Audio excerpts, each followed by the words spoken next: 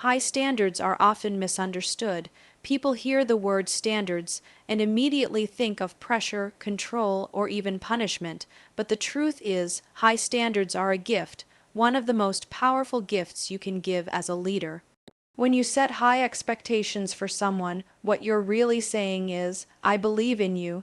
You're communicating trust. You're saying, I see potential in you that you may not even see yet, and I'm not going to let you settle for less than what you're capable of. The biggest mistake leaders make is lowering the bar in the name of being supportive, but no one grows in a comfort zone. Real support is not about making things easy, it's about making people better. High standards stretch people. They force creativity, resourcefulness, and discipline. And when you lead with the right intention, they don't feel like pressure. They feel like purpose. Imagine someone who shows up to work every day, does the bare minimum, and never hears anything about their performance. Over time, that person becomes disengaged. Why? Because no one's challenging them. No one's showing that what they do actually matters. Now picture a different scenario, same person, but their leader is constantly giving feedback. Not micromanaging, but coaching. They're being pushed to grow. They're recognized when they improve, and they're held accountable when they slip. That person doesn't just get better. They start to believe they can be better. That's the power of high standards. As a leader, your job is not to make people feel comfortable. It's to make them feel capable. High standards, when communicated with clarity and consistency, do exactly that. But here's the key, you have to pair your expectations with support. You can't demand excellence and then disappear. You have to walk with your team through the challenges. You have to be willing to say, I'm not going to lower the standard, but I will help you reach it.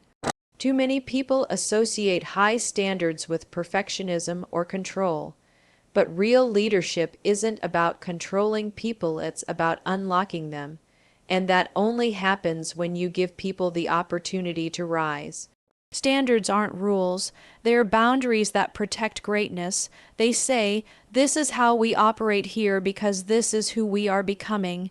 When you treat high standards like a gift, something you offer with belief and care, your team begins to treat them that way too. They stop resisting, they start embracing, and that shift changes everything. Productivity increases, communication improves, and culture strengthens, not because you eased up, but because you called people up.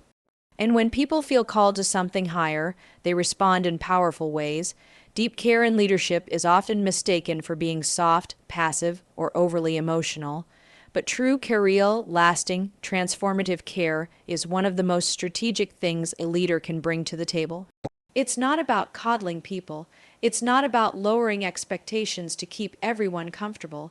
Deep care is about making the choice to invest in your people in a way that drives both their growth and the growth of the organization. When you care deeply about your team, you don't avoid hard conversations, you initiate them. You don't let someone underperform because you're afraid to hurt their feelings. You lean in, you sit down. You get honest, you talk about what's not working and what needs to improve. Not because you want to control them, but because you believe in what they're capable of. That is care. Too many leaders confuse being nice with being kind.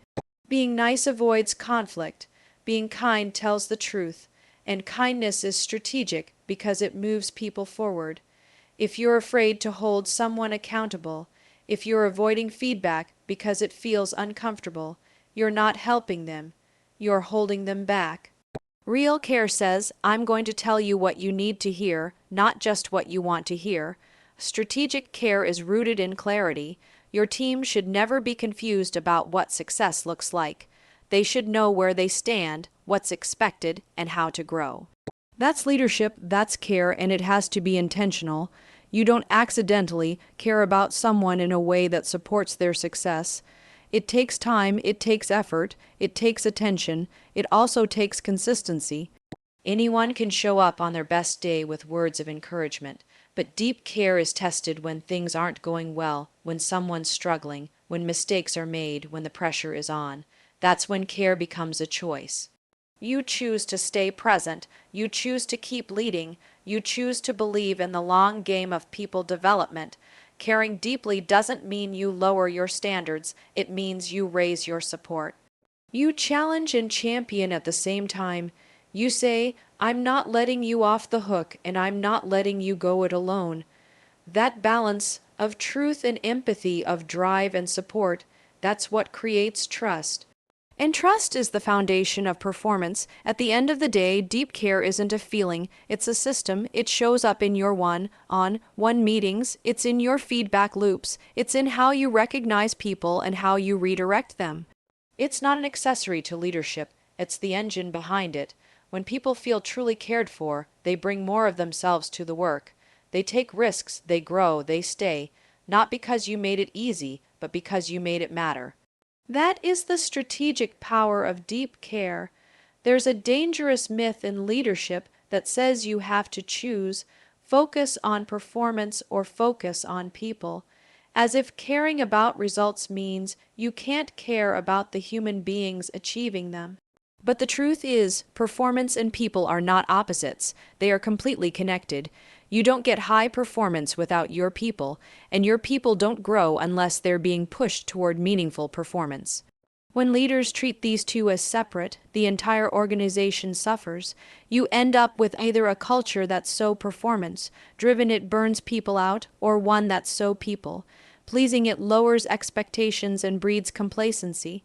Neither works, one creates exhaustion, the other mediocrity, but when you align both, when your leadership shows people that their growth is tied to their performance, you create a culture where people thrive and results follow. People want to perform, they want to be challenged, they want to win, but they want to know that while they're working hard, they're also being seen, supported, and developed. This is why your job as a leader is not just to manage tasks, it's to maximize people. When someone knows that their contribution matters and that they are respected and invested in as a person, their motivation changes. They don't just show up for the paycheck, they show up with ownership.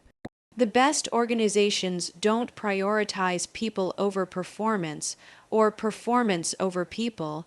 They build environments where high performance is how people grow. This starts with clear communication. You can't have one set of standards for results and another for how people are treated. You need alignment, where expectations, values, and feedback all reinforce the same message. We care about you and we expect the best from you. That means recognizing people's efforts, not just their outcomes. It means coaching through failure instead of punishing it. It means giving feedback that stretches someone while still honoring their humanity. When people know they won't be discarded for making a mistake, but they will be held accountable for learning from it, you build a culture of continuous improvement. Too many leaders think they need to choose, be the hard leader or the nice one. But the most effective leaders are both. They are demanding and compassionate. They drive performance and build people up. And their teams don't just meet expectations, they exceed them, not out of fear, but out of pride and alignment. People and performance go hand in hand. When you care about your people, you'll get better performance. When you drive for performance, you create opportunities for your people to rise. You don't have to trade one for the other. In fact, if you want to build anything that lasts, any team, any culture, any company, you can't. The new way to lead is both, always. Culture is not what's written on the wall. It's not the mission statement or the team values framed in the break room. Culture is how people behave when no one's watching. It's what's accepted, what's rewarded, what's ignored, and what's corrected. And at the heart of every culture, good or bad, is the leader's example. Your actions, your energy, your consistency, these are what set the tone for everyone else. You can't tell your team to be on time if you're always late. You can't demand accountability if you avoid hard conversations. You can't talk about excellence if you tolerate mediocrity. The culture of your team starts with you, not your policies. People will watch what you do far more than they'll listen to what you say. If you want a culture that's driven, resilient, high-performing, and supportive, you have to model those things every single day. Leadership is a mirror. Whatever you're seeing in your team is almost always a reflection of your own habits and standards. If you see a lack of urgency, ask yourself where you've been too passive. If you see poor communication, look at how clearly you've been leading. It's not about blame, it's about ownership. When you take ownership of the culture, you empower everyone else to do the same. One of the most powerful things a leader can do is embody the values they expect from others. If you want people to be coachable, be coachable. If you want people to show initiative, stop micromanaging and let them lead. If you want honesty, be transparent, even when it's uncomfortable. That kind of alignment builds trust, and trust builds culture. People won't follow what you say, they'll follow who you are. This is why consistency matters. You can't show up with high energy one day and disappear the next. You can't give clear direction one week and become silent the next. Inconsistent leaders create confused cultures. But when your team knows what to expect from you, when your standards, tone, and decisions are steady, they feel safe to perform. Consistency creates clarity, and clarity fuels action. It's also about how you respond in the hard moments. When the pressure is high, when mistakes are made, when things don't go as planned, your reaction becomes the standard. If you panic, they'll panic. If you blame, they'll hide. But if you stay composed, stay focused, and lead with solutions, your team learns to do the same. Culture is built in the moments no one is posting about. It's in how you run your meetings, how you handle missed deadlines, how you give recognition, and how you give correction. It's not one big thing, it's 1,000 small ones, repeated consistently over time. You don't build culture through words, you build it through example, and the most powerful leadership message you can send is this: this is who I am, this is how we lead, and this is what we expect together. Because when your example speaks louder than your instruction, that's when culture becomes real. Leadership is changing. What worked 10 years ago doesn't work today, and what works today will evolve again tomorrow. The new standard isn't about authority, titles, or fear-based management. It's about creating environments where people are seen, challenged, and developed. The future of leadership is not about being in control, it's about being in alignment. Alignment with values, with performance expectations, and most importantly, with people. Today's workforce is different. People are not just looking for a paycheck. They're looking for purpose. They want to know that their work matters and that their leader cares about more than just results. They want to be led by someone who is real, someone who is clear, someone who is willing to challenge them without devaluing them. That's the shift. That's where leadership is going. And honestly, it's where it should go. Top talent is not looking for comfort. They're looking for clarity. They want leaders who set high standards and back them up with consistent feedback and real opportunities for growth. If you can't deliver that, they will find someone else who can.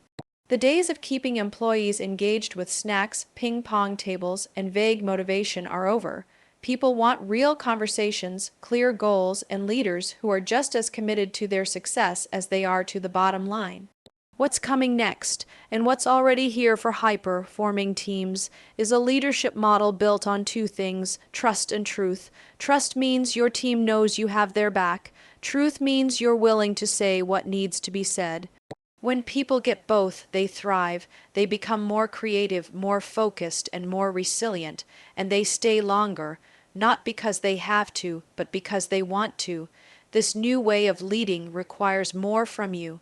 It asks you to be more emotionally intelligent, more self-aware, and more intentional in how you develop your people, but the return on that investment is massive.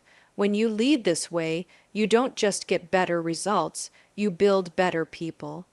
And when you build better people, they drive the results with you. It also means embracing discomfort. Growth is uncomfortable for you and for your team, but discomfort is the signal that something new is being built. The future of leadership doesn't avoid hard things. It leans into them, and in doing so, it earns respect, loyalty, and impact. This is not a trend. It's not a buzzword. It's the way forward. The leaders who rise in this new era will be the ones who combine high standards with deep care, who don't just demand excellence but develop it. And as organizations begin to adopt this mindset across the board, those who cling to outdated, fear-based leadership will be left behind. The future of leadership isn't about being the boss, it's about building the kind of culture where everyone leads, where excellence is expected, growth is supported, and people matter as much as results. That's not just where we're headed, it's where the best are already leading.